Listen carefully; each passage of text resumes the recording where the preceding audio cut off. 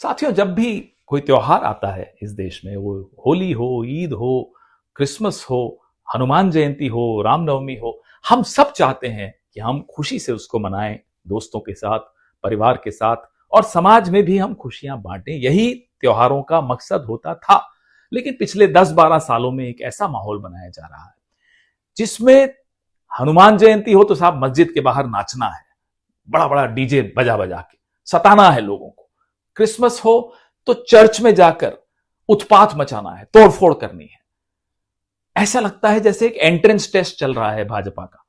जो जितनी hate speech इस्तेमाल करेगा, टोपी दाढ़ी वालों को सताएगा, लिंच करेगा, घटिया नारे लगाएगा, नफरती भाषा में बात करेगा, वो बीजेपी में उतना ही आगे बढ़ेगा। अभी कुछ दिन पहले होली थी, दिल्ली के उत्तम नगर में 2 लोगों में झगड़ा हुआ, तरुण नाम के व्यक्ति की हत्या हो गई, वो मर गया।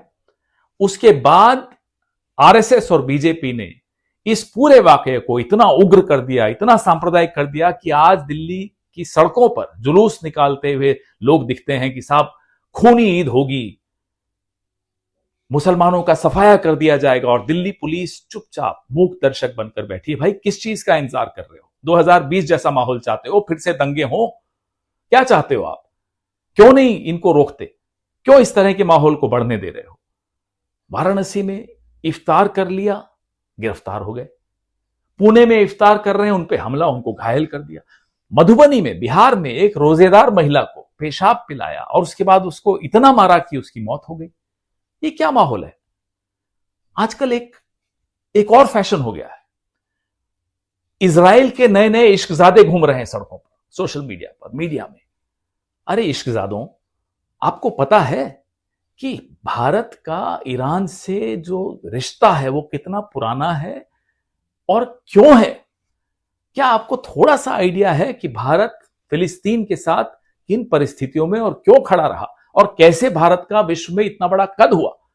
इतना बड़ा कद इसीलिए हुआ कि भारत सिद्धांतों पर चला। आज ऊपर से नीचे तक देखिए, सरकार में और पार्टी में, बीजेपी में, सब इश्कजादे बने घूम रहे हैं इजराइल के। कह रहे हैं इजराइल हमारा फादरलैंड है। फादरलैंड होगा आपका फादरलैंड, लेकिन प्रधानमंत्री से हमें कोई उम्मीद है नहीं। ये जो आरएसएस ने नफरत के बीज बहुत सालों से बोए हैं, अब वो बहुत बड़ा वृक्ष बन गया। नरेंद्र मोदी की सरकार का संरक्षण है, फल भी आ रहे हैं उसमें। और जहां जहां सांप्रदायिक तनाव बढ़ता है, वहां बीजेपी का ग्राफ भी चढ़ता है। तो हमें इनसे उम्मीद नहीं है। जैसा कि मैंने कहा, प्रधानमंत्री इन्हीं रास्तों पर गुजरकर, इन्हीं सीढ़ियों पर चढ़कर यहां तक पहुंचे हैं, तो उनको छोड़ दीजिए। लेकिन दिल्ली पुलिस और अधिकारियों से हमारी ये गुजारिश है कि नफरत की इन दीवारों को इतना मत बढ़ने दो कि हमारी असली पहचान, इस देश की पहचान, इस सभ्यता की पहचान उसमें ढक जाए। ये इम्तिहान की घड़ी है, ना केवल पुलिस के लिए, ना केवल सरकारों के लिए, उनको तो छोड़ ही दीजिए, ये मेरे और आपके लिए, हिंदुओं के लिए बहुत बड़े इम्तिहान का दौर है।